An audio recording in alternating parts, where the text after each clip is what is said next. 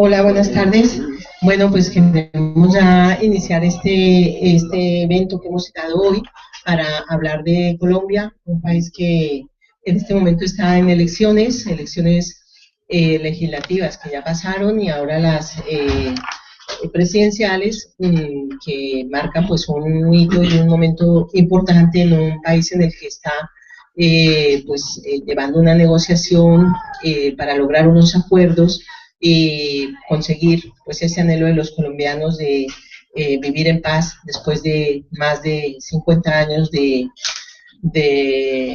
violencia generada pues por muchas razones, pero que han agotado, ¿no?, la paciencia de los ciudadanos y a veces es tan complejo el conflicto y aquella realidad que ni nosotros mismos lo comprendemos muchas veces, sobre todo cuando ya tenemos una distancia de por medio y estamos lejos, se nos vuelve un poco difícil y también muchas veces poderlo explicar, pero creo que lo más importante es que nosotros como colombianos y la gente interesada en Colombia, un país que por otra parte pues tiene unos contrastes muy interesantes en cuanto a oportunidades de inversión, en cuanto a posibilidades de crecimiento, en lo que también pues hay controversia sobre qué modelo aplicar, si solamente la minería o de qué manera puede haber más complementariedades. En todo caso, sabemos que es algo que interesa mucho en Europa. Un saludo muy cordial a ESCO, a todos los presentes, a Yolanda, por la gentil invitación que me han formulado para acompañarlos a hablar un poco del proceso de paz en Colombia y posconflicto. Un saludo muy especial a la mesa, desde luego, a los compañeros aquí presentes y a Ernesto Barnada, con quien tenemos una amistad de muchísimos años, a Carlos igualmente de AESCO. Hay que decir que cuando estuve aquí realizando ese estudio de doctorado en la Universidad Complutense también estuve haciendo parte de AESCO. Entonces, para mí es como estar en la casa, con los amigos y compartiendo todos estos temas que para nosotros son de mayor calado en la medida en que hoy tenemos un escenario muy importante que es el proceso de paz en Colombia con quizá la guerrilla más antigua del mundo, la guerrilla de las FARC. Recientemente salió un libro de Yesid Arteta Dávila. Para quienes no conocen a Yesid Arteta, él fue un guerrillero de las FARC durante muchísimos años, estuvo preso durante 10 años, salió y una vez que salió de la cárcel se vino para el Instituto de Paz de Vicefisas en Barcelona a trabajar por la paz. Encontró que la vía era precisamente la de la paz, la de la solución política negociada al conflicto armado, y escribió un libro, Descansen armas, ensayo sobre la guerra y la paz de un exguerrillero de las FARC. Pues bien, ese testimonio de Yesid Arteta me parece importante traerlo hoy aquí a colación en este importante coloquio, en la medida en que nos demuestra que sí es posible que en Colombia, como ha sucedido en Irlanda, como ha sucedido en Guatemala, en El Salvador, en Sudáfrica y aún en España, podamos llegar a unos acuerdos políticos con la insurgencia armada. En el caso de Colombia, desde luego, tenemos unos fenómenos muy especiales que tienen que ver con el aspecto de la asunción del poder por parte de sectores que también estuvieron levantados en armas en el pasado. El caso, por ejemplo, del presidente José Pepe Mujica, quien hizo parte del grupo de los Tupamaros allí en Uruguay, y que por la vía electoral hoy ha llegado a la presidencia de su país, es un claro ejemplo, como el caso de Dilma Rousseff, como el caso de mensajes que desde el gobierno de Venezuela, ya no solamente con el presidente Chávez en su momento, sino con el presidente Maduro, y algo muy importante, la presencia de Cuba como uno de los países facilitadores en este momento, o mejor garantes, por cuanto se están realizando en La Habana estas conversaciones con las FARC, en donde Fidel Castro y Raúl Castro han fijado posturas muy claras que pueden determinar en un momento dado una seria influencia frente a la guerrilla de las FARC. Por eso la historia del movimiento armado en Colombia, que viene a tener una clara connotación ideológica por una parte, pero también de conflicto social y político por otra, en la medida en que grupos, llamémoslos dinásticos, han venido gobernando el país durante muchísimos años. El actual presidente también, hay que decirlo, es sobrino de Eduardo Santos, que fuera presidente del 38 al 42 en Colombia. Pues indudablemente marca un hito que me parece fundamental, porque cuando ha habido otros intentos, y de hecho ha habido mesas de negociación, acordémonos de la famosa negociación de Pastrana con la desmilitarización de 5 municipios en la zona del Caguán, y que no se llegó a feliz término, pues allí tenemos una serie de frustraciones en el pasado, como el exterminio inclusive de un partido político, más de 5.000 de sus militantes, integrantes de la Unión Patriótica, que también albergaban la esperanza de llegar a asumir la conducción del Estado. Pues todo eso siembra de dudas, de escepticismo, de inquietudes naturalmente este proceso. Pero también es cierto, por otra parte, que como bien se ha planteado, durante 50 años ya prácticamente lo que existe es un empate militar negativo, donde ni la guerrilla se toma el poder en Colombia, ni por parte del establecimiento es derrotada la guerrilla. Y no hablo solamente de las FARC, sino también del Ejército de Liberación Nacional, que sería la segunda fuerza insurgente en el caso colombiano. Por esa razón es necesario, y era necesario y urgente, llegar a sentarse a mirar qué posibilidades hay de un acuerdo político. Y me parece que en ese sentido los diferentes actores en la mesa representan cada uno de esos sectores armados que están en conflicto. Por un lado, el gobierno nacional, que desde luego el presidente se la ha jugado con una oposición muy fuerte del expresidente Álvaro Uribe. Como saben, Santos fue el ministro de Defensa de Álvaro Uribe y tuvo que ver mucho en la represión y en los combates contra la insurgencia armada, no solamente de las FARC, sino del ELN y del EPL, que es el tercer grupo armado insurgente, ubicado muy en la región del Catatumbo, del norte de Santander. Y en ese sentido, pues, asumir una postura de esa naturaleza con unas posiciones políticas y económicas neoliberales no resulta ciertamente fácil. Con una posición muy fuerte, repito, del expresidente Álvaro Uribe, que tuvo que ver con, o ha sido denunciado reiteradamente, con la conformación o el apoyo o el auspicio de grupos paramilitares, en el caso colombiano, hoy grupos que denominan bandas emergentes, BACRIMS, neoparamilitares, etcétera. Y que la ley de justicia y paz, mal llamada de justicia y paz, la ley 975 del 2005, en pleno gobierno Uribe, pues lo que hizo prácticamente fue darles una patente de corso y una impunidad, por cuanto en realidad no ha existido verdad, justicia, reparación y garantías de no repetición frente a las víctimas de sectores paramilitares. Se hablaba más de 34.000 paramilitares que asumieron la conducción de hostilidades contra fundamentalmente la población civil, porque no se veía que fueran a luchar contra la guerrilla realmente, sino contra la población civil, que finalmente fue la gran víctima de numerosas masacres que, entre otras cosas, están debidamente documentadas por entidades como el Centro de Memoria Histórica. Por ello, fue sorpresiva la negociación o el llamado de Santos a negociar con la guerrilla de las FARC, y también se prevé o se vislumbra una posible negociación entre el Ejército de Liberación Nacional y el gobierno de Colombia. ¿Quiénes están allí? Bueno, está Humberto de la Calle Lombana por parte del gobierno, que es el vocero, él fue vicepresidente de la República de Colombia, e igualmente una figura muy clara en la medida en que ha estado jugando siempre dentro de la órbita del Partido Liberal, y es reconocido como una figura por parte del establecimiento como que garantiza una negociación.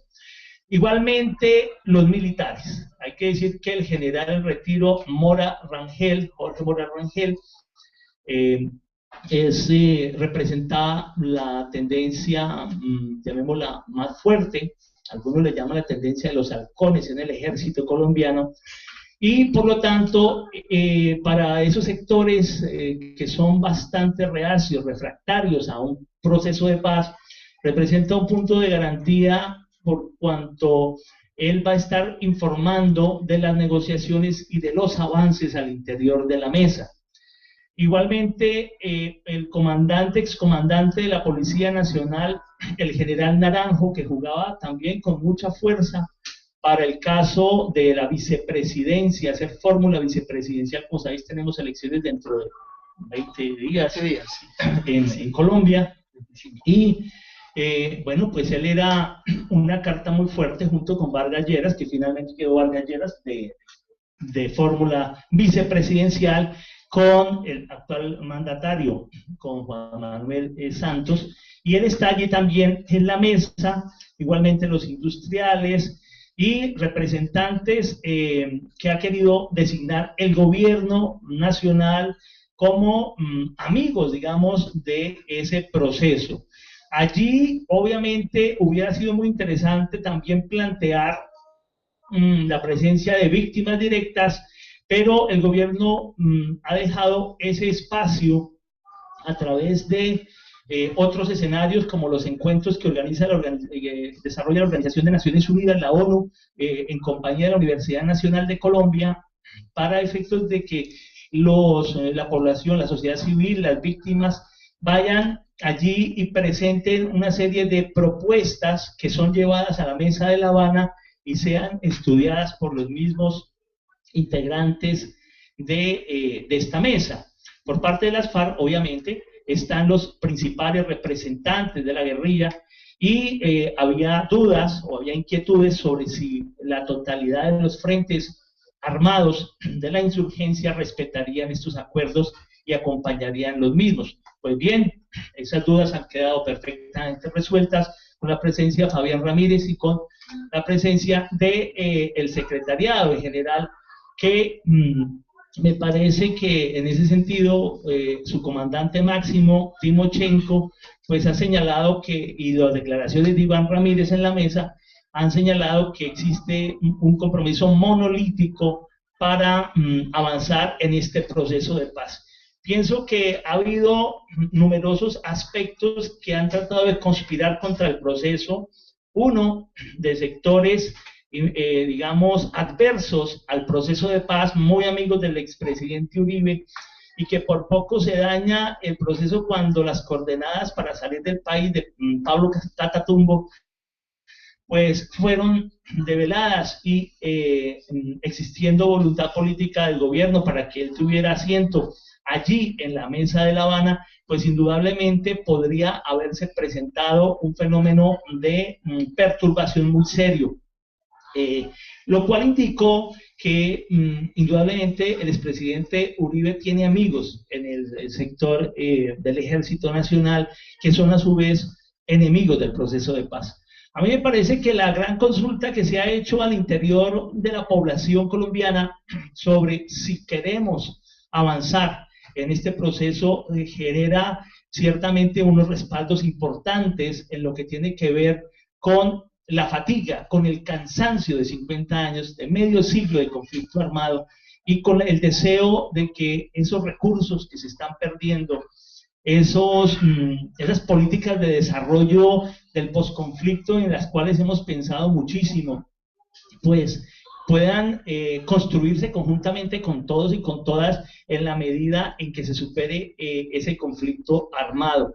Hay que decir igualmente que, contrario a otras experiencias sobre los puntos, se ha avanzado y sobre los puntos de negociación y de diálogo al interior de la mesa en La Habana. Me parece muy importante que se haya avanzado en el tema agrario, que fue una de las grandes luchas, una de las grandes, digamos, razones por las cuales las FARC han venido combatiendo desde hace muchísimos años. Acordémonos cuáles son los orígenes, cómo la operación Marquetalia y Tiro Fijo en ese momento, que tenía allí una presencia aún modesta, pues todo eso desencadena un proceso de radicalización, de organización, de nacimiento de un pensamiento obviamente ubicado en la izquierda radical, pero que en donde indudablemente tiene claras connotaciones de exclusión política, económica y social. Por eso, haber llegado a acuerdos sobre ese tema importante, me parece, el tema de reforma agraria, el tema de asistencia a los campesinos. Estamos pasando precisamente por un paro agrario. Yo soy asesor jurídico de César Pachón, hay que decirlo, el líder del paro agrario en Colombia, porque con los tratados de libre comercio y con el neoliberalismo que han impulsado los diferentes gobiernos, pues los campesinos se han afectado notoriamente, y sin los campesinos no es posible. Y no les han cumplido a lo que pactaron hace un año. Correcto, y es por eso que se han levantado desde el día lunes, precisamente para que se reclame el cumplimiento de ese tipo de acuerdos. Hay que decir que además se nombró a un ministro de Agricultura impresentable que viene de Fede Palma, donde ustedes saben pues que indudablemente uno de los grandes aspectos que más lesionaron el tema de la presencia de los campesinos fue el desplazamiento forzado para sembrar palma, en connivencia con sectores paramilitares. Más de 5 millones de personas desplazadas, desterradas o despojadas de sus tierras. Ese es un tema central, y pienso que sobre eso las FARC ha morigerado su lenguaje, ha entrado en una posición más política de diálogo y de acuerdos con el gobierno nacional. Si ustedes miran los lenguajes del 60, del 70 y ahora los de la Mesa de La Habana, son lenguajes mucho más políticos, entendido como la tratativa de buscar unos acuerdos que entren a solucionar esta problemática sobre la cual se ha venido confrontando cinco décadas. Igualmente, en el aspecto político, otro de los grandes puntos, Colombia ha tenido un problema muy grave de exclusión de la oposición política, y el acuerdo que tiene que ver con la creación de ese estatuto de oposición, con el ejercicio de las actuaciones políticas sin apelar al uso de las armas, en el respeto al diferente, al distinto y a las diferentes opciones ideológicas. Pues pienso, y he mencionado el caso de la Unión Patriótica, con más de 5.000 homicidios, exterminaron un partido político, y seguramente por ello Colombia va a ser sancionada por la Corte Interamericana de Derechos Humanos. Pues indudablemente sería otro de los aspectos importantes a mencionar como uno de los avances más significativos en la Mesa de La Habana. Se está en el tema del narcotráfico. El tema del narcotráfico, como se sabe, ha sido uno de los principales combustibles de este conflicto, pero no solamente del conflicto armado vigente, sino que ha permeado inclusive el sector financiero, uno de los sectores que ha sido intocable, con ganancias extremadamente grandes, y en donde aquí habría que señalar también que hay responsabilidades de ese tipo de sectores frente a las grandes injusticias que se cometen y los grandes desequilibrios que tiene nuestro pueblo en Colombia, con tasas millonarias de indigencia, de pobreza y de exclusión política y económica. De manera que yo quiero señalar que esos avances son muy importantes, que no son obviamente la paz. La paz tendrá que venir sobre un proceso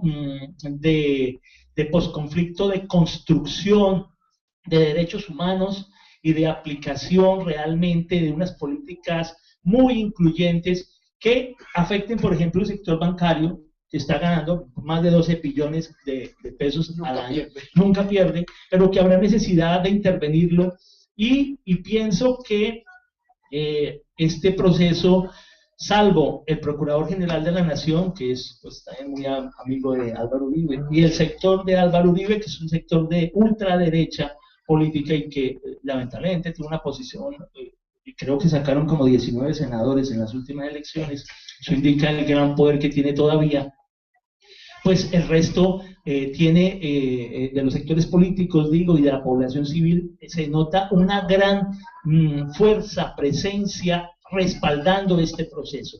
Yo creo que a nivel internacional igualmente, y por eso este coloquio es tan importante, nos permite, digamos, presentar esa posibilidad como una posibilidad cierta, como una posibilidad de esperanza, para que, así como otros países han logrado avanzar por la senda de la paz, Colombia también. Yo creo que tenemos ese derecho, los colombianos y las colombianas, y en el tema, obviamente, de la justicia transicional, en el tema de verdad, reparación y garantías de no repetición, pues allí vamos a estar señalando, porque es un tema frente, por ejemplo, a Argentina o Chile, muy discutible, pero en el caso colombiano tendremos que realizar unos verdaderos ejercicios de creatividad, de originalidad en estos tratamientos punitivos, porque definitivamente la guerrilla no va a llegar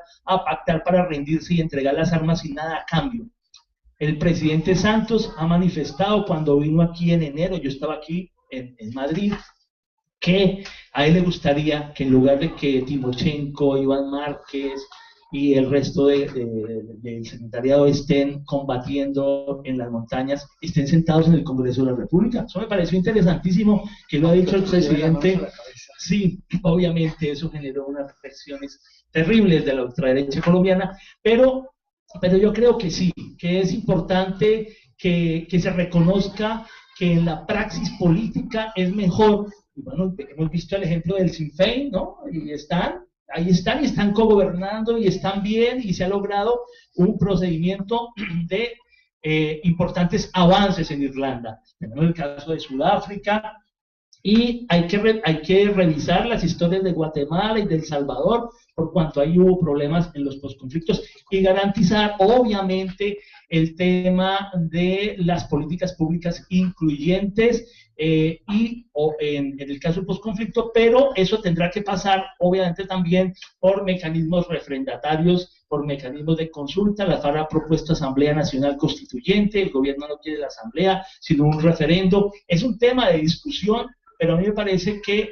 indudablemente lo fundamental es que no se paren de la mesa, que los países garantes y los países facilitadores, aquí está igualmente Venezuela, Chile, Noruega y Cuba, sigan perseverando en este importante esfuerzo. Yo creo que tenemos que seguir adelante, que no se paren de la mesa, repito, y que evidentemente las políticas neoliberales se revisen. Esas políticas neoliberales a Colombia no le han servido. Esas políticas tienen que ser cambiadas. Luis Bernardo, hay otro factor que me gustaría preguntarte, ya luego saldrán preguntas. Sí. Estados Unidos, porque ese es otro de los temas que siempre ha sido enemigo de los procesos. No le ha interesado nunca que se llegue porque es mejor pescar en río revuelto. Obama ha manifestado el apoyo al proceso de paz. Hay que decir que en el caso, luego del fracaso de las negociaciones en el Caguán por parte de Pastrana, lo que se hizo fue pactar el llamado Plan Colombia, luego el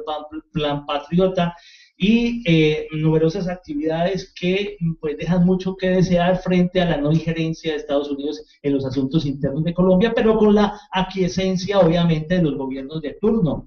Hay que decir que inclusive se intentaron instalar 7 bases militares norteamericanas violando la soberanía nacional, y que por fortuna la Corte Constitucional declaró inexequible el tipo de políticas. Pero lo público, lo diplomático, lo oficial ha sido el respaldo del presidente Obama a este proceso de paz, y me parece que eso es muy importante dada la estrategia que siempre ha sostenido el gobierno con Estados Unidos para golpear la guerrilla en el caso colombiano. Por lo tanto, esa pregunta es muy válida, y bueno, esperamos que se siga sosteniendo ese respaldo al proceso de paz.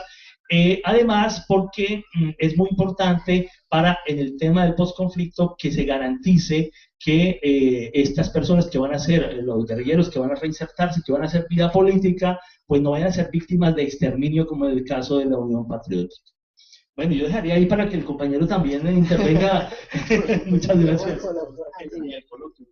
Bueno, y además para que haya coloquio después, pero muy bien. Yo creo que tenemos grandes rasgos de lo que está pasando, de lo que podrá venir después, y ahora también vamos a escuchar a Héctor en el tema de lo que tiene que ver con la justicia, porque es que esa frase, o lo que yo me encontraba cuando volví, yo en 15 años he ido 4 veces a Colombia, las primeras veces pasó mucho tiempo hasta que volví, todo el mundo, ay, ve que ya se puede ir por la carretera, ve que ya se puede ir a no sé dónde. Claro, íbamos uno en la carretera y estaban todos los soldados cada 10 metros, eso era la seguridad democrática que nos vendían, o sea, el estar armados hasta los dientes, y entonces a la gente se sentía segura porque puede ir a la finquita el fin de semana. Yo creo que la búsqueda de justicia es otra cosa, y la justicia para todos es bien distinto, o por lo menos desde la perspectiva que nos va a proponer Héctor. Bueno, buenas tardes a todos. Cuando Yolanda me invitó, le agradezco mucho por haberme invitado, ella me hablaba un poco sobre el tema del posconflicto. Yo le decía, Yolanda, pues la verdad es que el tema del posconflicto, primero porque mentalmente todavía no me puedo hacer a la idea de un posconflicto, así que no puedo hablar de lo que no me va haciendo la idea, pero hay unas cosas que yo he pensado y que de pronto me gustaría contarlas aquí y que han sido un poco parte del proceso de investigación y del proceso de investigación por el cual estoy aquí en España escribiendo. Y entonces yo se lo decía a ella en nuestras conversaciones y se lo digo a algunos amigos, insistiendo mucho en que Colombia debe ya pasar de ese sonsonete del estado de seguridad democrática a un estado de justicia. Y yo me hago una pregunta: si las FARC, así como en el entusiasmo que tenemos, llegasen a negociar, ¿qué va a pasar con la justicia? Es decir, ¿cómo vamos a solucionar todos estos crímenes, todas estas cuestiones que nos han sucedido a los colombianos en general? Y entre esas reflexiones recuerdo, hace poco hicimos una reunión en Granada de colombianos que estábamos esperando a Yolanda, y Yolanda se retrasó 45 minutos. No sé, ¿todos me escuchan? ¿Sí? Yolanda se retrasó 45 minutos, entonces empecé a hablar con todos, ¿no? ¿Usted qué hace? ¿Qué tal? Y de pronto, pues, un señor nos contó que él era del eje cafetero, pero se había ido a trabajar al Urabá. Y en el Urabá trabajaba en las bananeras, y había conformado su familia, tenía amigos, todo esto, y de repente empezó a llegar la guerrilla. O sea, fueron 45 minutos en que nos empezó a contar lentamente cómo de un estado en donde había más o menos una pequeña prosperidad, tenía su vivienda, había cogido algunos ahorros, empezó de pronto todo a desgranarse hasta el punto que asesinaron a todos sus compañeros de trabajo. Y él pudo salir con su familia y terminó viviendo en Granada. De esas historias que cada uno tiene, cada uno arrastra, y que uno ve las caras, pero no sabemos detrás de la cara cuántas historias hay. Y entonces, pues claro, este señor primero no tiene ni idea qué pasó, más o menos lo que le cuentan, y segundo tiene una idea tanto política como de pensamiento formada con respecto a que, pues, con la guerrilla no hay nada que hacer más que una victoria militar. Y entonces, cuando hablábamos de política con él, decía que él votaba por Álvaro Uribe las veces que fueran necesarias.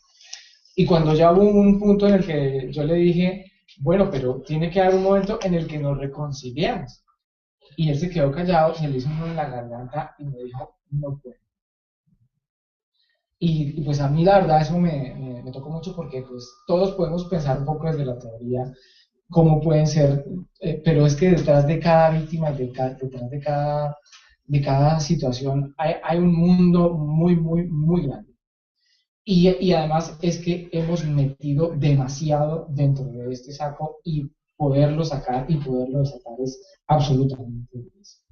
Y hemos como sociedad y como gobierno, y como el mismo gobierno que hemos tenido, que finalmente pues acaba elegido por la calidad de democracia que tenemos, hemos utilizado unas respuestas que no sabemos, en la historia nos va a decir si han sido las adecuadas como para poder llegar a este estado de cosas, o todo lo contrario. Lo cierto es que tenemos un panorama en que Colombia tiene 20 años de ejercicio de unas políticas y de un gobierno que nos tiene en la mayor desigualdad del mundo, que toda Latinoamérica ha podido hacer una transición democrática y en equilibrio ha podido gobernar tanto la izquierda como la derecha, y Colombia mantiene todavía una situación como esta. A propósito de la muerte de Gabriel García Márquez, todos recordamos lo que fueron los años del Estatuto de Seguridad de Turbay Ayala.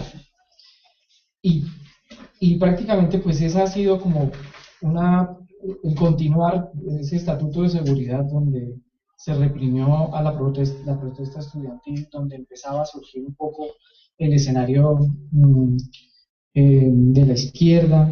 Y todo el de la izquierda era guerrillero. Donde pues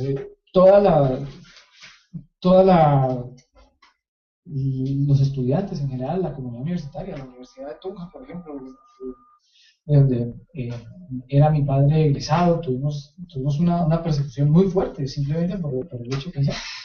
Y luego posteriormente el tema de la seguridad democrática, que llegó con unos propósitos muy claros y que la gente los recogió y los apoyó: fortalecer las fuerzas militares, encontrar respaldo en la sociedad, encontrar respaldo social contra la insurgencia y negar el carácter político de los grupos guerrilleros. Yo creo que ese fue un punto supremamente difícil, que le costó muchísimo al país y que afortunadamente hoy en día ha cambiado. ¿Qué efectos trajo eso? Recordemos el fracaso de las redes de los cooperantes, que les llamaban los sapos, que no duró año y medio. Recordemos las tergiversaciones en el discurso y la deformación en la interpretación de las normas internacionales. Recordemos declaraciones de asesores de esta seguridad democrática donde decían que en Colombia no habían desplazados, creo que la palabra era migrantes internos, que en Colombia que no se podría considerar a la guerrilla o darle el trato de un grupo político, por lo tanto la negación del derecho político, por cuanto ellos no estaban procurando la gestación de un Estado independiente o un Estado nuevo.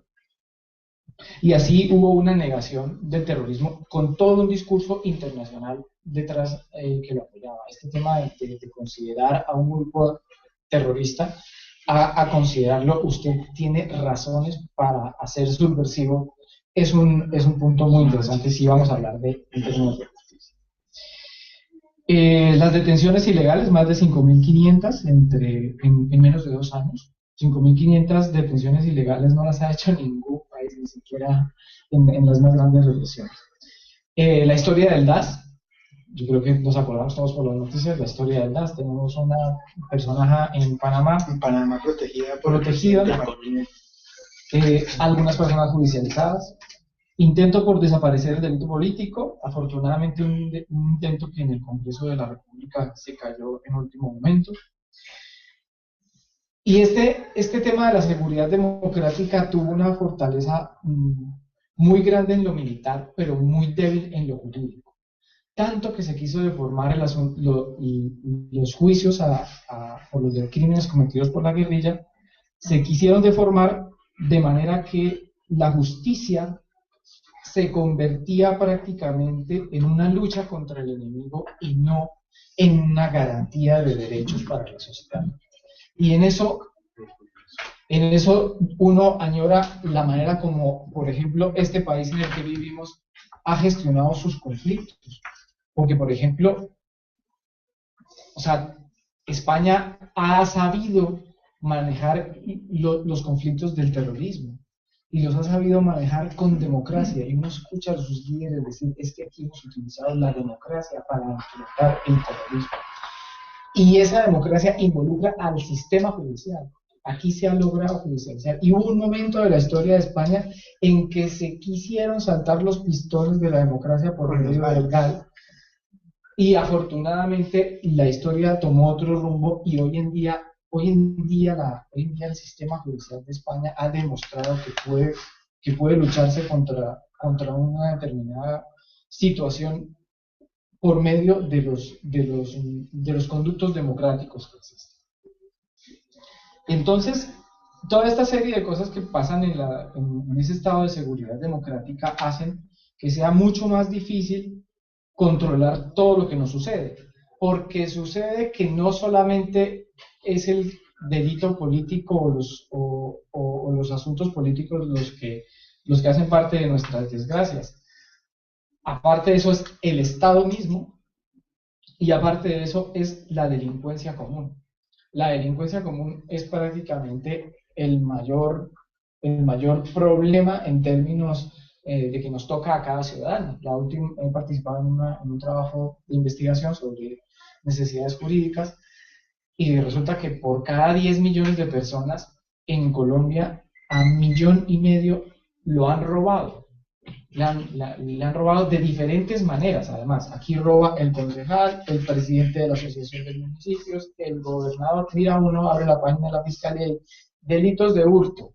Y delitos de hurto hay desde el celular hasta el delito de la persona que tiene cierta importancia y que no podría justificar de ninguna manera el hurto cometido. Entonces, como sociedad, no solamente tenemos un problema político, sino que como sociedad tenemos un problema de valores inmenso.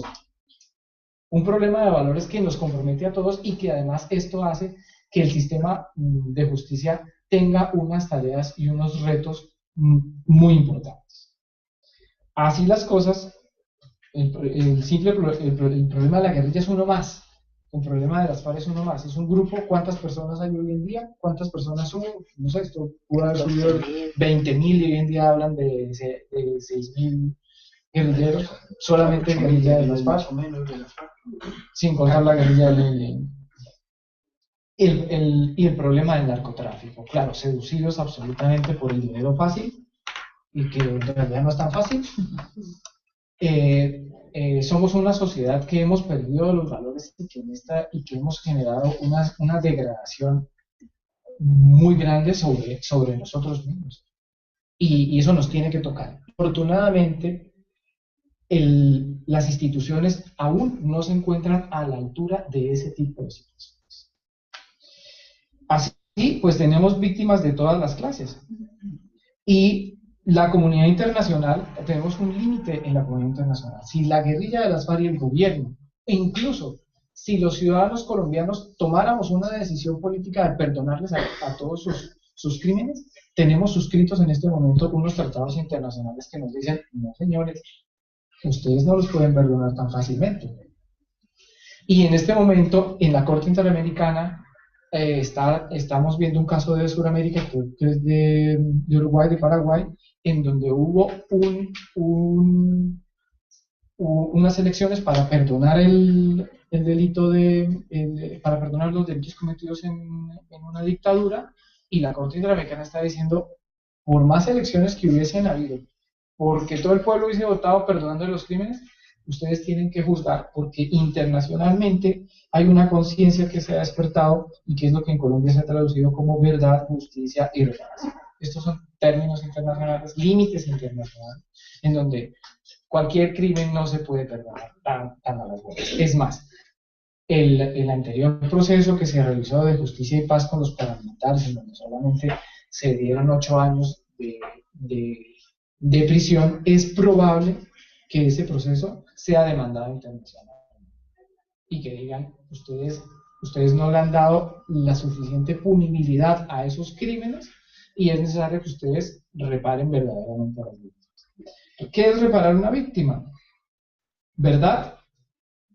¿Verdad? Que se nos diga la verdad. ¿Qué fue lo que pasó? Como al señor de Granada. Él no sabe qué fue lo que pasó. Justicia, que se investigue y se sancione con penas proporcionales.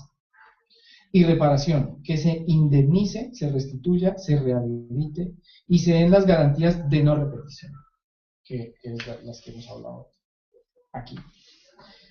Entonces, el juzgamiento tanto de subversivos como de los delitos comunes no es tan fácil en nuestro país. Además, porque la institucionalidad no se encuentra a la altura de la situación. ¿Qué experiencias nacionales e internacionales existen donde se haya juzgado y donde hayan dicho bueno? Yo quiero citar algunas nacionales porque son un puntito de optimismo, que me parece que pueden ser interesantes. Además, bien conocer lo que ya habíamos hecho. Sí, es el mal que tenemos, un poco el punto, nunca ¿no? pensamos. Primero que todo, hemos hecho amnistías e indultos. ¿Sabemos lo que son amnistías e indultos? Amnistía el perdón general de todos los delitos y los crímenes. Esa es una tradición en Colombia desde el año 1820 hasta 1995. 63 indultos y 25 grupos amnistiados. El último de ellos, que recordamos todos, es el M19. En una ley de perdón y olvido. Incluso yo soy de los que piensan, hay personas, amigos, que piensan, incluso yo pienso que el M19 debería aceptar una comisión de la verdad y debería aceptar una aclaración de todo lo que ocurrió. Un poco porque eso le ayudaría a los integrantes del M19 de hoy a presentarse mejor ante la sociedad, casi que expiados ante la sociedad. Otro de los procesos interesantes y que nos ha dejado unas lecciones aprendidas muy grandes es el proceso de justicia y paz con los paramilitares. Es un proceso muy criticado, es un proceso que tuvo dificultades, que se ha torpedeado muchísimo, pero que de alguna manera tiene algunos aspectos positivos. O sea, fue preferible haber cogido 45.000, 50.000 personas, saber un poco cuáles fueron sus historias, tomarle la foto, que no quedaron todos, desafortunadamente. De ese proceso se burlaron las autodefensas en algunos casos, y en otros casos, pues algunos se los tomaron en serio. Pero ese proceso nos ha permitido aprender. Y uno de los aprendizajes tiene mucho que ver con el sistema judicial, porque Colombia no está preparada para investigar a nadie. Yo tengo unas cifras que son absolutamente escandalosas. Por cada 100 situaciones que le ocurren a los colombianos en donde debería actuar la justicia, solamente una entra al sistema judicial. Y las personas han calificado esas situaciones como de una alta afectación o media afectación. O sea, que no era pues que le presté a mi vecina 50.000 pesos y no me los doy. Esto era alta afectación. Entonces, así las cosas, el sistema judicial es un sistema absolutamente regresivo. Hemos identificado unos problemas muy grandes. Colombia, la rama judicial de Colombia es una rama judicial independiente, más independiente que la de España. Tiene más o menos la misma cantidad de funcionarios judiciales y saca exactamente las mismas sentencias judiciales, 2,5 millones de sentencias judiciales. Las mismas que en España. Saca 300.000 fallos en materia penal. Perdón, 715.000 fallos en materia penal. Y España también saca 715.000 fallos en materia penal. Y uno se pregunta, un momento, pero ¿qué está pasando? Si la criminalidad de Colombia es 5 veces superior a la de España. Hay prácticamente dentro del Poder Judicial un cerramiento en el que se impide que entren nuevos procesos y digamos que repelen todo lo que sea aumentar la carga judicial. Esto es como cuando a nosotros nos miden en el trabajo, ¿no? O sea, nosotros nos miden en el trabajo, nosotros queremos que no haya más trabajo y entonces nos vamos quitando cargas. Si tengo 3.000 expedientes en un despacho, pues obviamente yo no quiero que me entren 3.500. Luego no hago nada, corporativamente no hago nada para solucionarlo. Entonces tenemos un problema gravísimo. Además porque es el Poder Judicial en Colombia se ha organizado de una manera que no puede crecer, porque es supremamente costoso. El costo de un magistrado del Tribunal Superior en Colombia es el doble de lo que puede costar en España. El juez Baltasar Garzón gana al cambio 12 millones de pesos, nos contaba. Un magistrado de la más alta corte en Colombia gana 25 millones de pesos. Gana el doble. Esto no hay cómo arreglarlo. Y además, o sea, esto es una denegación de justicia, además. Hemos sido muy críticos con el sistema judicial de Colombia porque la administración judicial de Colombia tiene que prepararse para el posconflicto. Y no solamente para el posconflicto, sino para los ladrones de la esquina, que ni siquiera tampoco son capaces de controlar. Tenemos un problema gravísimo porque institucionalmente Colombia no puede responder a los retos que tiene. Y no se puede organizar porque está pensando en otra situación. Otro de los procesos interesantes que se ha llevado a cabo, o sea, es el cambio de pensamiento dentro de la Fiscalía.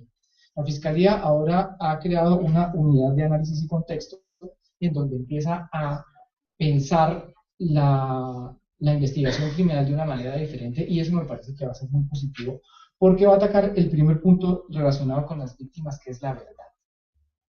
La unidad de análisis y contexto ahora lo que está haciendo es tratar de conseguir unos relatos institucionales, relatos que anteriormente habíamos hecho ¿quiénes? La sociedad civil, los periodistas. Los periodistas han hecho una labor fundamental en conseguir y en encontrar la verdad, que después ha servido de sustento para la verdad judicial. Fue el caso de la parapolítica. La revista Semana hizo una investigación y gracias al caso de la parapolítica, nada más y nada menos que 60 parlamentarios fueron investigados por la Corte Suprema de Justicia. Eso es un aspecto absolutamente positivo y de todas maneras es un número muy grueso. El único país que ha investigado a tantos congresistas ha sido Italia en la década pasada y Colombia. Es decir, han habido casos en donde se ha investigado. Entonces, esta unidad de análisis y contexto es una unidad nueva que piensa un poco recoger estos relatos, y lo está haciendo, por ejemplo, con Urabá, el sitio del señor de Granada. Lo está haciendo con Urabá, porque en Urabá yo tuve la oportunidad de conocer Urabá, de estar en Turbo y en todos estos sitios en un programa de conciliación. Y claro, las historias que nos cuentan, aquí vino la guerrilla, aquí vinieron los paramilitares, aquí vino esto. Ahí están las comunidades de San José de Apartado, desde Turbo se va hasta Jijuamiendo, en donde se arrasó toda una población para asegurar Palma. Es decir, estuve en Cartagena, en las zonas de miseria, y encuentra uno los desplazados de Urabá de diferentes décadas, y las historias son absolutamente desgarradoras y sobrecogedoras. Con que la Fiscalía ya tenga una historia armada sobre Urabá, ya ha hecho la mitad del trabajo, porque antes la obligación internacional y la obligación interna es que investigan pero individualmente. Entonces, si nos enteramos que este cometió un delito, investigamos sobre el delito, investigamos solamente la rebelión, pero nada conectado con nada. Esto era una manera muy desorganizada de investigar. Y otro de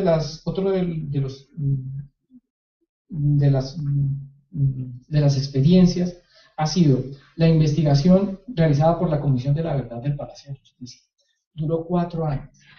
Y después de esos 4 años se han logrado más investigaciones relacionadas con todo lo que ocurrió en el Palacio de Justicia. Y yo pienso que por ahí puede ser la vía en cuanto a la investigación, no solamente de los delitos contra la guerrilla, sino contra los paramilitares, incluso contra la delincuencia común. Necesitamos reconstruir las historias y tal vez incluso las víctimas puedan sentir cierta satisfacción al saber, con que nos cuenten esas historias, con que nos digan la verdad. Ayer hubo un seminario organizado por El Tiempo en donde se hablaba precisamente de este tema, y el fiscal dice, hay algunas cuestiones relacionadas con la creatividad que debe existir. ¿Qué vamos a hacer? No va a ser cárcel. Entonces, ¿qué va a hacer? El fiscal dice, investigación penal para todos, pero no ejecución de las penas. Que la ejecución sea trabajo social. Puede ser una salida. Los límites que señalan las normas internacionales dicen, tienen que existir de todas maneras penas que sean proporcionales y poder conciliar los intereses de la guerrilla, que según lo que nos cuentan, de lo cual no se sabe nada, es que pues oye, obviamente yo creo que ellos van a decir, nosotros sí hemos cometido errores. Hay una carta que se envió de la guerrilla a Santiago, nuestro colega, una carta muy interesante, donde dice la guerrilla, sí, nosotros hemos cometido errores que han sido en el fragor de la guerra.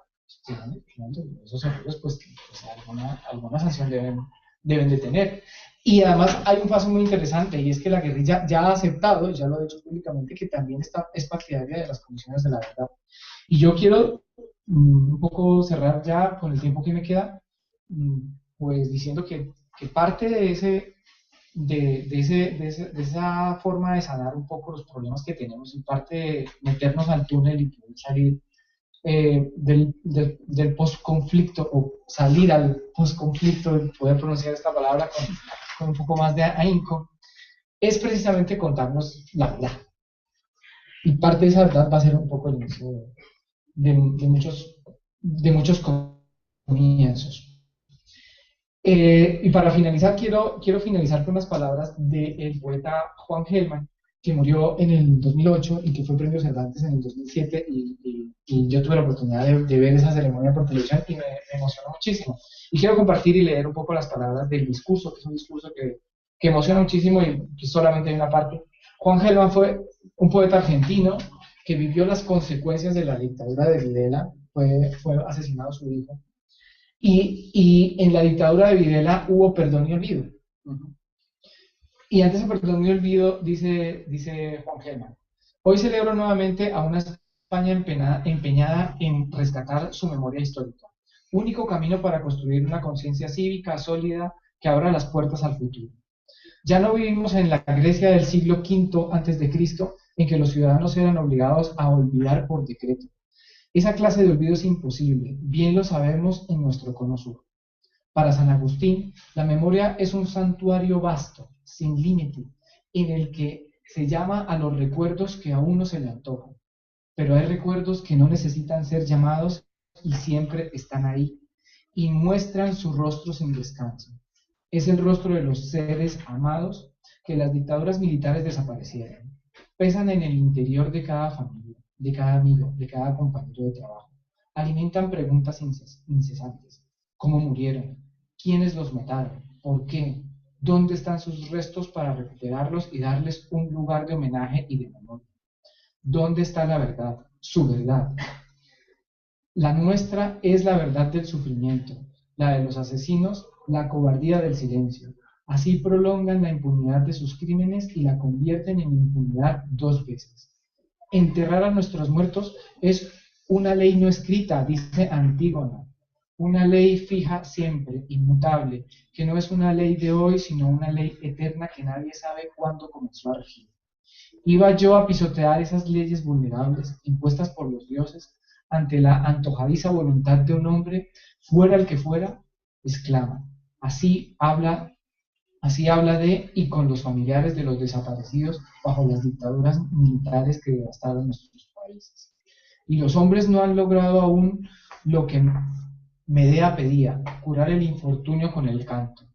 Hay quienes vilipendian este esfuerzo de memoria, dicen que no hay que remover el pasado, que no hay que tejer ojos en la nuca, que hay que mirar hacia adelante y no encarnizarse en reabrir viejas heridas. Están perfectamente equivocados. Las heridas aún no están cerradas, laten en el subsuelo de la sociedad como un cáncer sin sosiego. Su único tratamiento es la verdad. Y luego la justicia. Solo así es posible el olvido verdadero. La memoria es memoria si es presente, y así lo dijo Don Quijote cuando limpiaba sus armas. Hay que limpiar el pasado para que entre en su pasado, y sospechoso que no pocos de quienes preconizan la destitución del pasado en general, en realidad quieren la destitución de su pasado en particular.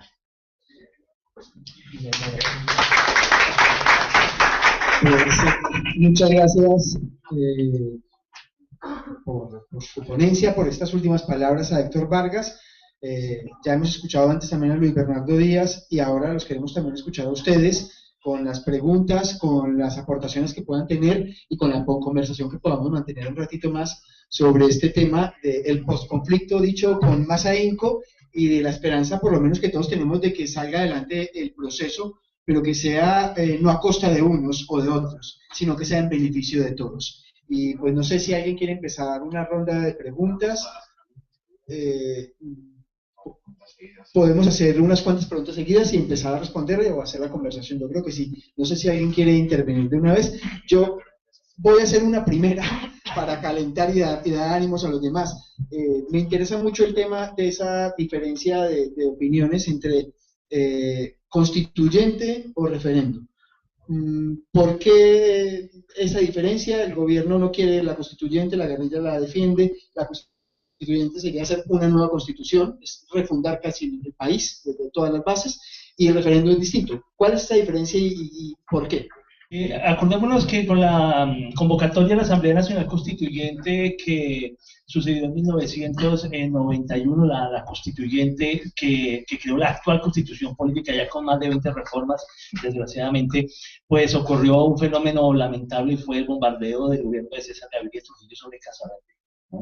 O sea, las FARC, la cúpula de las FARC estaban allí asentadas en Casa Verde, y después se dijo que después del bombardeo, pues que ellos no quisieron participar en la Asamblea Nacional Constituyente y que por lo tanto había que bombardearlos. A mí me parece que ese fue un punto lamentable, un punto desgraciado, y por ello es que pienso que la guerrilla de las FARC ha planteado la necesidad de crear una Asamblea Nacional Constituyente como mecanismo para una, bien lo has dicho, refundación de la República de Colombia, con la incorporación de una serie de mecanismos que, a su modo de ver, democratizarían la vida. Es que esto es, me acuerdo ahora, Yolanda, que hicimos en el 97 unas jornadas de paz y derechos humanos donde vivieron inclusive los actores armados, aquí en Madrid. Eso fue muy importante.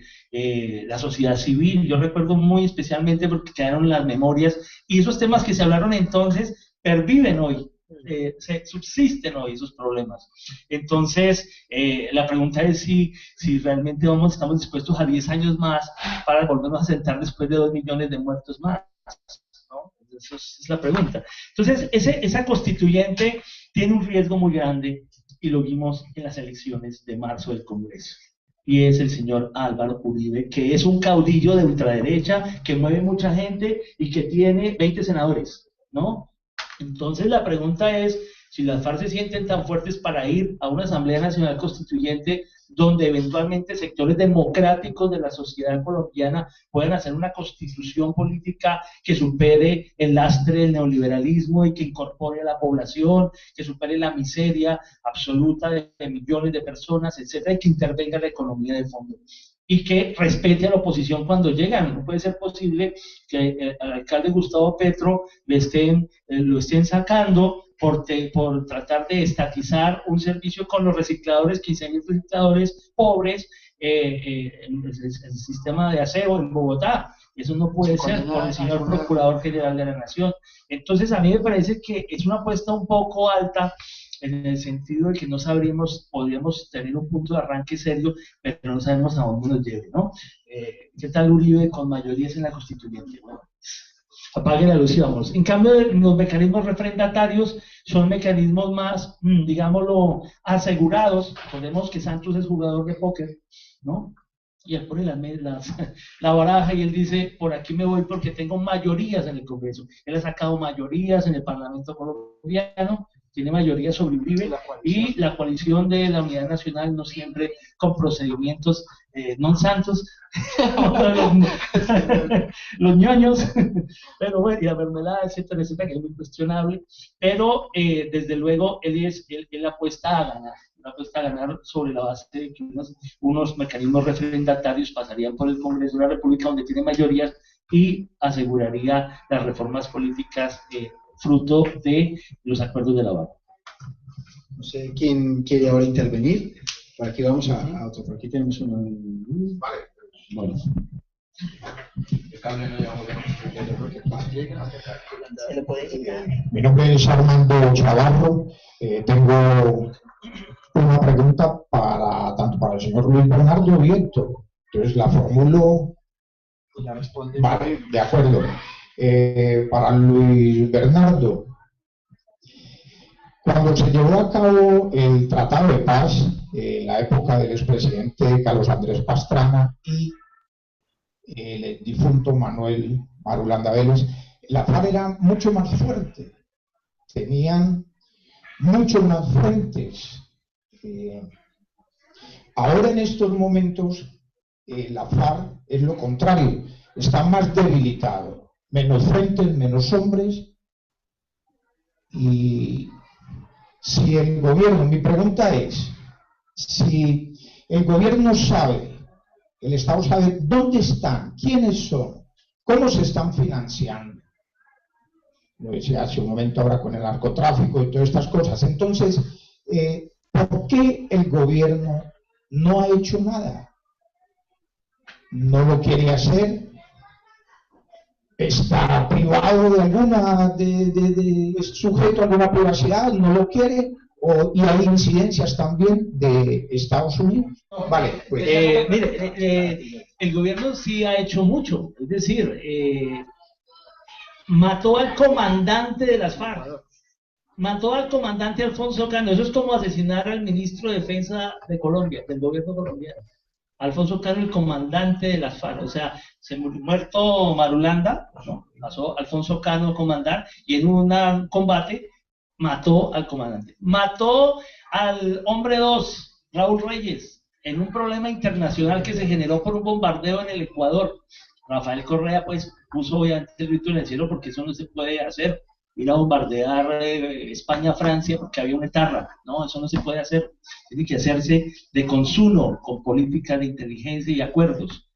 3, mató al comandante militar de las FARC, Mono Jojoy. 5 millones de toneladas, destruyeron una montaña para poder, ni siquiera lo capturaron, lo arrasaron. O sea, Santos en eso hay que reconocerle que desde esa óptica él ha dicho, vamos a negociar en medio del conflicto, en medio del conflicto. Eso es muy curioso, porque imagínense, están dándose disparos, bombardeos, y al otro día se sientan en la mesa, te maté 10, tú me mataste 15. Eso es tremendo, o sea, es una situación tremenda, porque al otro día se vuelven y se matan, ¿no? Emboscadas militares, policías, y ese fue el pacto. Vamos a negociar en medio del conflicto. Y nada está acordado hasta que todo esté acordado. Eso es un punto central.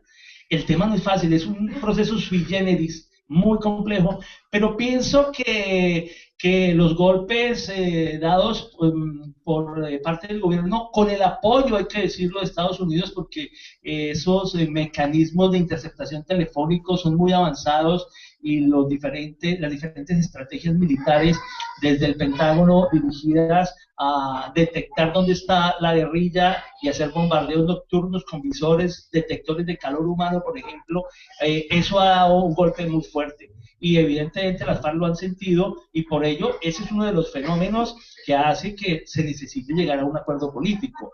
Ahora bien, el otro tema es si se persiste, como lo quiere Uribe y lo ha planteado su candidato Oscar Iván Zuluaga, en arrasarlos militarmente, ¿no? Ya lo dije, 10 años más, 2 años más de muertos, 2 millones más de muertos. De acuerdo. Y que son, se calcula 8.000 miembros, 8.000, 10.000, pero es que son 8.000, 10.000 colombianos. Y que, como dije, o como dijimos aquí todos, lo de buenos y malos hay que evaluarlo desde distintas perspectivas. No hay tantos malos ni tan buenos buenos. Muy bien, gracias. A Héctor Vargas, en su exposición nos decía sobre algunas estadísticas, los 700.000 fallos, tanto en España como en Colombia, fallos penales. Nos dice sobre la corrupción política, sobre violaciones en todo sentido. Mi pregunta es, ¿considera usted, que es un estudioso de la política, como investigador, como abogado, considera que todas estas anomalías se pueden llevar a cabo a la mesa de negociación? ¿Se pueden considerar dentro de la mesa como el tratado de paz? Porque es que esto es grave. ¿Por qué hay atracos, asaltos, violaciones? ¿Por qué? Porque la misma necesidad obliga a las personas a convertirse en delincuentes, que eso era lo que nos decía sobre la delincuencia. Eso es pero entonces, si es así, si piensa así, le agradecería mucho que nos ilustrara un poco sobre esta inquietud que yo tengo. Bueno, una pregunta parecida, una cuestión parecida. Hablábamos con una compañera a quien le preocupa el tema de la infancia, y decía, pero es que el tema de los niños en la guerra, los niños en todas partes sufren, los niños son las víctimas, ¿por qué el tema de los niños no se toca en La Habana? Y hay unos reclamos constantes. Para venir a esta charla estuve escuchando unas grabaciones que hacía María Jimena Bolzán, en donde hablaba un exministro, y decía, es que en La Habana se tienen que tocar todos los temas. Pues yo creo que no. Como decía un ex secuestrado, decía, mal que bien hay democracia, mal que bien hay instituciones, y neguémoslo o no, hay guerrilla. Decía, neguémoslo o no, hay guerrilla. Pero llevar temas a saber qué les parece a unas personas que no tienen ni idea de democracia, que no tienen ni idea de cómo están funcionando las cosas actualmente. O sea, si los que hemos estudiado no sabemos cómo investigar los delitos, si no fuimos capaces de solucionar el tema de justicia y paz, de judicializar todo, allá no vamos a encontrar las respuestas. Ellos tienen un problema con la sociedad mayoritaria, ellos tienen un problema con la democracia, ellos tienen que negociar ese problema. Eso es lo que se discute ya. Hay unos temas grandes, el tema agrario, hay unos desequilibrios enormes que los tenemos que solucionar todos en democracia. Es que prácticamente todo se soluciona con instituciones y con democracia. A mí me tienen que preguntar qué modelo económico quiero, no es que porque los de Washington se pusieron de acuerdo en un consenso, a mí me van a cobrar los impuestos, me van a desaparecer los bancos, me van a... No, un momento, pregúntenme a mí si yo quiero el modelo que propone el consenso de Washington. Pero una pregunta, pero nos han preguntado hasta ahora el modelo que se ha llevado y el que nos ha traído hasta aquí. Es una pregunta que tengo, ¿nos lo han preguntado de verdad? O más bien, no lo han ¿nos han preguntado, escuchado eso- los colombianos? eso- No solo la guerrilla, en general. Eso de que y además a muy pocos estados nos han preguntado, en realidad, a los españoles tampoco les han preguntado su modelo. No se lo han preguntado. Han tenido mejor suerte que nosotros, que es diferente. Se está acabando. Que es diferente, pero no hemos tenido suerte. Entonces, desde ese punto de vista, yo vi como en el San José del Guaviare la guerrilla controlaba la delincuencia. Esto era que tenía cédulas propias y que al delincuente lo colgaban en un palo de almendro y le daban unos latigazos y que a la gente la paraban a las 5 de la mañana y la obligaban a barrer las calles y les ponían música. O sea, esto era un estado sin garantías. O sea, y lo que nosotros necesitamos como Estado son garantías. Lo que incluso el delincuente necesita es oportunidades. Y un delincuente necesita una sanción próxima, oportuna, del día siguiente. Se robó un celular, vamos a su casa, los servicios sociales, ¿qué es lo que necesita? Haga un curso. Bueno, o sea, necesitamos es mejorar nuestra institucionalidad en muchísimos aspectos, incluso para gestionar todos estos pequeños problemas de la democracia. Y eso lo tenemos que hacer entendiéndonos y dándonos pasito, aceptando. Hay un señor que lanzó a las elecciones y que muchos de nosotros no estamos de acuerdo con él, pero tiene 20 senadores, está jugando dentro de la democracia ahí y está tratando de participar. Incluso él se queja de que no le prestan las garantías. Y él no las dio. Él no las dio y ahora sí se queja de que no las tiene. Yo no los entiendo. Pero todo esto se gana a esa punta de institución. Pienso yo, o sea, de mejorar el país día a día con institucionalidad, mejorando la calidad de la democracia. Es la única forma como podemos gestionar un poco nuestros problemas. ¿Alguien más? Era una pregunta para Héctor. ¿Llega? Sí, se escucha, si no. Sí, si tú quieres hablar de A viva voz, si no, para que no te estés enredado. Sí, es un poco la relación entre la reforma de la justicia de la que has hablado y la parapolítica. Veo Valencia, la Fundación Arcoiris, documenta que están 100 candidatos. 60. Bueno, dentro de lo que yo, el informe que acabo de leer, sí. 60 congresistas, ¿no? Sí. El informe de parapolítica fue un informe supremamente importante para el país, porque eso fue una evidencia muy grande. Además, poder coger dónde se votó, por quién se votó y qué grupo paramilitar estaba en ese momento. Además, no se puede negar, en el país hubo una guerra y en el país alguien la ganó. Y esos que la ganaron ahora ni siquiera aparecen en los escenarios políticos porque están disfrutando de haberla ganado y siguen impidiendo la restitución de las tierras y siguen impidiendo una gran cantidad de cosas y son unos enemigos ahí ocultos. El proceso de parapolítica se ha torpeado muchísimo. Yo me pongo a mirar, hombre, los procesos jurídicos en España contra muchos corruptos también se han torpeado muchísimo. El ideal, la justicia es un ideal muy fuerte y que lentamente vamos conquistando. Se han hecho cosas interesantes. O sea, yo creo que hay mucho político que hoy el Congreso está más o menos, digámoslo, un poco más saneado que antes, ¿no? Y esperamos que lo que hay malo pueda contrarrestarse a punta de golpe de opinión y a punta de exigirle a las autoridades judiciales que investiguen los delitos más graves, porque ese es el problema, que no se investiga lo más grave. Y hay un órgano de la justicia que puede llevar esta reforma al margen de que pase por el Congreso. Claro, o sea, con los instrumentos que Colombia tiene actualmente, podemos investigar lo que sea. Si tenemos la voluntad, si tenemos las pruebas, si tenemos los relatos, si nada se nos atraviesa, pudimos investigar y meter a la cárcel 60 congresistas que tenían fuero especial y que intentaron, como decimos en Colombia, mamarle gallo a la Corte Suprema de Justicia y renunciar a sus curules, a sus fueros, para poder embobar las cosas en la Fiscalía, y ni aún así lo lograron. Tenemos un primo del expresidente Uribe en la cárcel. Pero esos que están en la cárcel tienen a herederos, hijos, familiares que fueron elegidos en las pasadas elecciones. Sí, porque es que, o sea, aquí nosotros los colombianos tenemos una costumbre muy maluca y la tenemos en general, y es que los demás son malos y yo soy bueno.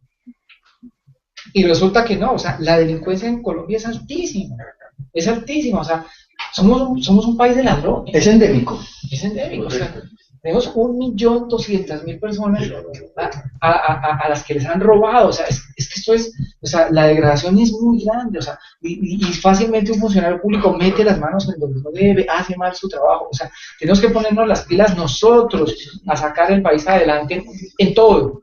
Y además a tener la cara y el valor de decirle a los demás que hagan bien su trabajo. Héctor, por allí vi una protesta cuando dijiste que Colombia era un país de ladrones. Ya duele un montón. Duele un montón. Sí, había pedido la palabra por allí, pero igual. Sí, A ver, Luego va Álvaro. Guillermo, a ver, luego Álvaro. Guillermo. Primero, para decir que no estoy de acuerdo con la afirmación que acaban de hacer. Vale. De ladrón. Yo lo digo sobre las cifras, No, Héctor, son 46 millones de colombianos y me da la impresión de que no conoces entonces el país. La cantidad de gente que trabaja honradamente todos los días. Por solo respeto a estas personas, yo te pediría que retires públicamente esa afirmación. Bueno, Guillermo, desde ese punto de vista tienes toda la razón. ¿Sí? Desde ese punto tienes toda la razón y retiro lo afirmado si es una generalización. Desde luego que sí. Todas las generalizaciones no son está bien. Todas son malas. ¿Sí? Lo otro que ya puestos a decir cosas que no quería pues intervenir, creo que nos falta un poco de sinceridad a todo el país. Primero, estamos trabajando sobre unas hipótesis, sobre unos conceptos que están muy bien en la teoría, pero que son muy difíciles de llevar a la práctica. Primero, ¿verdad? ¿Verdad no va a haber? Porque cada quien tiene su verdad. No es sino uno mirar la situación en España. España hace 70 años del régimen civil y hay dos verdades. De manera que como ideal está muy bien. Justicia. Si no ha podido la justicia hoy, y tiene atascados 2 millones de procesos actualmente, si no pudo procesar 50.000 personas de los paramilitares, les tocó decir, renuncio a investigar los combatientes rasos y solo me concentro en los jefes, y no ha podido. ¿Cuántas condenas hay hoy de la ley de justicia y paz? Ustedes que son expertos en este. ¿Sí? Reparación. ¿Cuál reparación ha habido? Sí, muy bien las intenciones del gobierno con el tema de la ley de víctimas y restitución de tierras, pero ¿cuántas áreas han logrado restituir? Entonces, me parece que nos falta honradez para decir, ¿queremos la paz o no queremos la paz? Esa es una pregunta que nos tenemos que hacer, que tiene que hacer todo el país. Porque es que la guerra discurre de espalda al 95% de la población. Realmente es el 5% la que está sufriendo en carne propia en el campo, en las veredas, en el sector rural, en algunos sectores rurales. Colombia tiene la paradoja de ser un país simultáneamente, como es Macondo, entonces simultáneamente es un país en conflicto y un país en postconflicto. En Cundinamarca están en postconflicto, en Quindío están en postconflicto.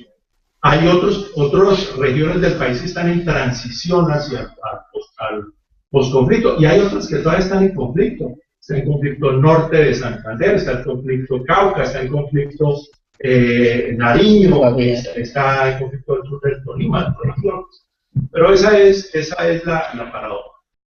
Y siguiendo en esa misma línea de argumentación, hay que decir también una cosa: nos falta sinceridad tanto al gobierno y nos falta sinceridad a las FARC. Las FARC no pueden pretender negociar de tú a tú. Es una mentira. Aquí de lo que se trata es que le pongan precio a sus fusiles. Y el precio de esos fusiles, para que se acabe la vaina, no es otro que nos vamos a tener que entregar un saco de impunidad, como se los pegaron en otros países. No hay por qué hacer tan complicado y tan difícil las cosas. Si queremos la paz, negociar, es apenas natural que estos señores van a tener unas garantías para que salgan a hacer política, y creo que va a ser muy difícil que los procesen. Eso no se le ha dicho al país, y no se le va a decir menos antes del 25 de mayo. Yo creo que podrá ser el presidente Santos y a la después de segunda vuelta, entonces ya podrá empezar a hablar esto es lo que hay, ¿sí? Pero los señores de las FARC también hay que decirles más. Y Bernardo, perdóname, me distancio del concepto del empate militar técnico, del empate militar negativo. Creo que ese concepto del empate militar negativo le ha hecho daño a la propia guerrilla, porque es que una guerrilla que no tiene posibilidades de tomarse poder es una guerrilla que fracasó, que no le han logrado despojar del último fusil, sí, es verdad, y a lo mejor pasan 50 años y le pase como a uno de los combatientes japoneses de la guerra en Japón, que apareció después de 50 años y no sabía que el conflicto ha terminado. A lo mejor le pasa a alguien allí que no se entera que el conflicto ha terminado. Les ganó el señor Uribe, aunque usted ganó la guerra. Militarmente ganó la guerra. Las FARC tienen cero posibilidad, cero patatero, aquí en español, de tomarse el poder. Ellos no pueden negociar de tú a tú. Por eso el planteamiento del empate militar negativo, no sé, ¿verdad? Me suena, porque es que hay que llevar un principio de realidad a las cosas. Yo, como colombiano, estoy dispuesto a aceptar que el señor Timochenko mañana se presente a las elecciones y vaya al Senado. Si le votan, claro, si hay sectores que votan, a mí me toca aceptar eso. Seguramente al señor de Granada, que tú conociste, también le toca aceptar.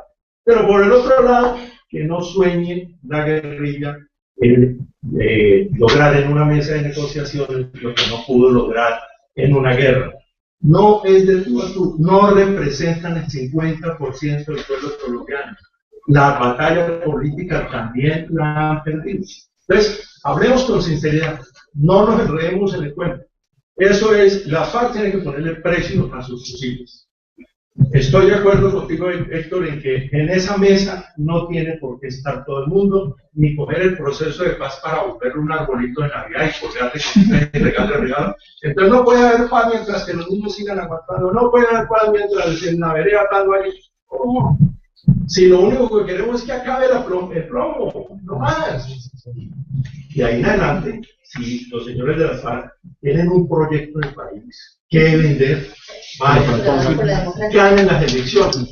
¿En dónde sí nos tenemos que encontrar todos? En hacer unas reglas claras, transparentes y ciertas.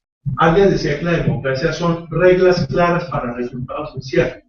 Tampoco estoy de acuerdo con esto de que es que no puede hacer una asamblea constituyente que la gana Uribe. Vamos a ganar, vamos a trabajar para convencer a todo el país de cuál es el camino correcto, cuál es, que yo creo que hay unos acuerdos, hay flotan en el ambiente. Este es un país para fortalecer los derechos humanos, para fortalecer la democracia, para fortalecer las instituciones. Entonces, pero no nos enredemos con tanta cosa. No, yo Álvaro, porque tenemos la sala hasta las 8, un poquito antes, y ya faltan 10 minutos. Entonces, Álvaro y luego viene cuando se prendió Pichincha. Tengo la impresión, Guillermo, que cuando uno mira a Colombia desde fuera, pues la cotidianidad de uno ya no es esa. Y entonces eso le pone ahí un tema muy significativo a uno como perciba el país. O sea, todos sabemos que Colombia es una sociedad. Y yo diría que una monotrea. ¿Sabe por qué lo digo? Porque es que es la forma, yo estoy en la cotidianidad de España. O sea, a mí me hablan de lo que se presenta en los muertos, de la corrupción, de toda esa asquerosidad. Es que es inmunda, Guillermo. Así que es muy berraco no decirle al país que es un país de matones. Es muy berraco. Es muy berraco porque es una mierda. Ahí, los que están ahí hay que sacarlos. Nosotros aquí nadie está pensando en decir, es que lo que nos sirve es lo que tenemos. Esa gente que se ha apoderado del país hay que sacarla. ¿Cómo? Por las urnas. Y entonces ahí es donde viene mi reflexión. Yo sí creo que el país, a nivel de opinión pública, ha crecido mucho, mucho. Lo que ha pasado, por ejemplo, de salir 50.000 personas a defender a Gustavo Petro y que no se presentara un solo herido ni un desmano en la calle. O sea, esas cosas no las vemos. Nosotros no vemos la gente que se va a Santurbán a parar, por ejemplo, una explotación que iba a ser seguramente nefasta para Santurbán. Es decir, yo creo que sí hay condiciones de pensar que el país es, mira, o sea, hay gente como ustedes, como nosotros. Con eso le digo todo.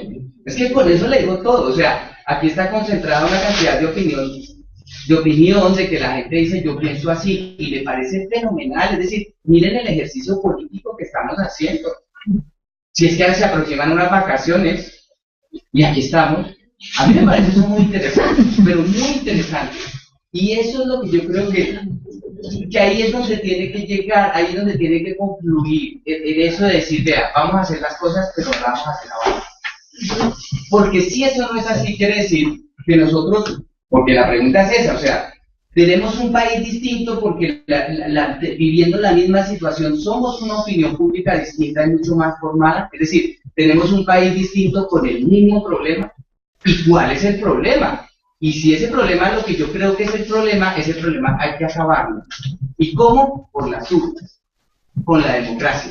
Y eso es lo que yo creo. Y si una constituyente, pues que se una constituyente, vamos a ver, o sea, si al final resulta ganando los uribistas, quiere decir que ese país es una mierda. La corrupción está globalizada, no es un fenómeno, ahí sí que hay globalización. Entonces, esto, creo que sí te has pasado por lo de decir de que Colombia es un país de errores, y tú creo que lo has... Con la generalización, con la generalización. Sí, claro, creo que lo has recogido de modo que no insisto. Sí, sigue siendo una preocupación. Fíjate lo que pasa en nuestro país, fíjate lo que pasa en los países más desarrollados del mundo. Eso hay que tener muchísimo cuidado, porque realmente es un mundo corrupto.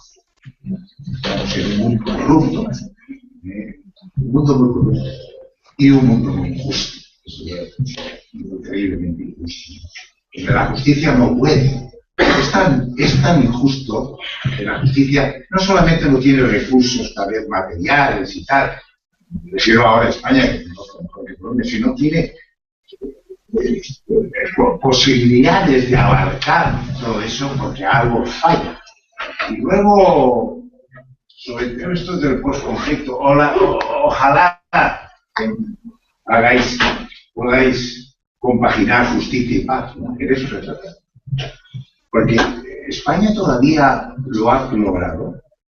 Ha superado la guerra civil España. Ha superado bastante bien lo de la ETA, los 800 asesinatos allí.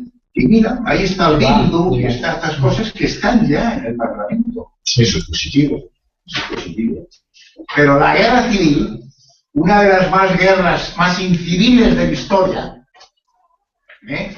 la primera guerra donde se bombardeaba directamente a los civiles y causaban no 1 millón de víctimas, como se dijo, pero muchísimas víctimas civiles. Y todo lo que eso ha significado no se ha superado. y las heridas siguen todavía, y la gente cree que el intentar esto, recordar y hacer justicia abre heridas, cuando lo que haría es cerrarlas de una vez para atrás. ¿Tú crees que no tienen derecho la gente en España a la exhumación de sus cadáveres hechos en las cunetas, que son 100, 125, 150 mil, y no tienen derecho a pedir al Estado que les ayude a eso? En un país que se decía cristiano, ¿qué cristianismo es ese? Que se lo niega. Sí, también del otro lado, también, tal, pero el otro lado no tuvo 150.000 víctimas metidas en las cunetas. Murieron muchísimo, tal y cual. Pero en las iglesias estaban, en las parroquias, las lápidas figuraban, por Dios y por España, los que habían logrado descifrarse como muertos, ahí figuraban en las lápidas. O sea, que había distinción, porque triunfaron unos, no triunfaban otros. Y la guerra civil nuestra sigue. Yo espero que vuestra terrible guerra de 50 años se supere de una vez por todas. O no por todas, porque tal vez nada se supera del todo, pero se supera de alguna forma que se pueda convivir. Apostemos por la convivencia. Bueno, yo agradecer las intervenciones de los ponentes, la participación de Henry, si no hay ninguna intervención más. Yo quería lanzar 3 preguntas breves, porque ya estamos sobre la hora. Primeramente, Rodrigo Grande está encarcelado en los Estados Unidos. Quería saber la opinión de Bernardo, que ha mencionado los Estados Unidos en las negociaciones. A Héctor le preguntaría sobre las BACRIM, las bandas criminales y los restos de paramilitares, porque no hemos hablado de ello. ¿Cómo lo va a afrontar eso en posconflicto? Y a Henry también le quería preguntar que cómo ve el papel de los medios de comunicación después del conflicto, porque han sido los que más sin duda lo han agitado, sobre todo en el periodo de Álvaro Uribe. Gracias a todos, y si hay alguna intervención más antes de cerrar, que sea breve. Sí, buenos días, buenas tardes. Mi nombre es Javier Grisales. Me parece muy importante que Colombia sea un país democrático, pero tenemos un problema muy grave. ¿Qué están haciendo los candidatos? Compran la conciencia del colombiano. Entonces, esto no va a permitir que la gente vote a conciencia y pueda haber un cambio total. Yo tuve la oportunidad de ver que pagaban 50.000 pesos por un voto, luego iban y votan para la otra persona. Entonces, es importante que haya un cambio de mentalidad en el colombiano, que vote a conciencia por las personas que van a ayudar a que ese cambio se dé. Otra cosa, la inversión social. Nunca habrá paz en Colombia si no hay inversión social. No es justo que un niño se levante y no tenga una papelera con que tomarse. Que allí al joven se le esté utilizando para que vaya a vender su droga al colegio, para que haya una cantidad de cosas que van a afectar, que su mamá venda a su hija para que vaya a prostituirse.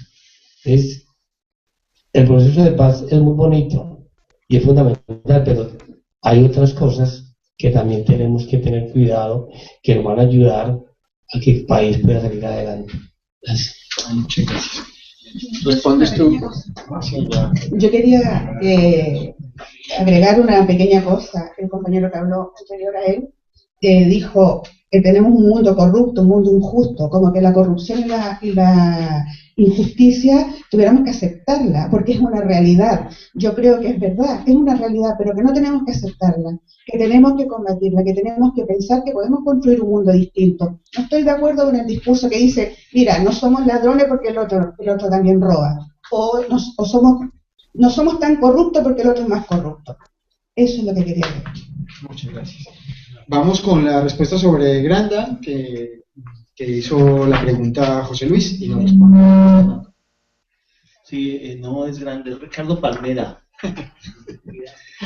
Bueno, evidentemente ese es uno de los temas sobre los cuales ha insistido más la Comisión de las FARC en La Habana, y es la necesidad de tenerlo sentado a Ricardo Palmera en La Habana. Sin embargo, Estados Unidos ha manifestado que ya existen unos procesos, y eso pues indudablemente es un punto donde el gobierno no ha querido comprometerse, el gobierno colombiano, con la guerrilla de las FARC en el tema de buscar una figura que le permita llevar a La Habana, por eso a Ricardo Palmera, por eso es que, y a Aria Sonia también, que fue detenida precisamente.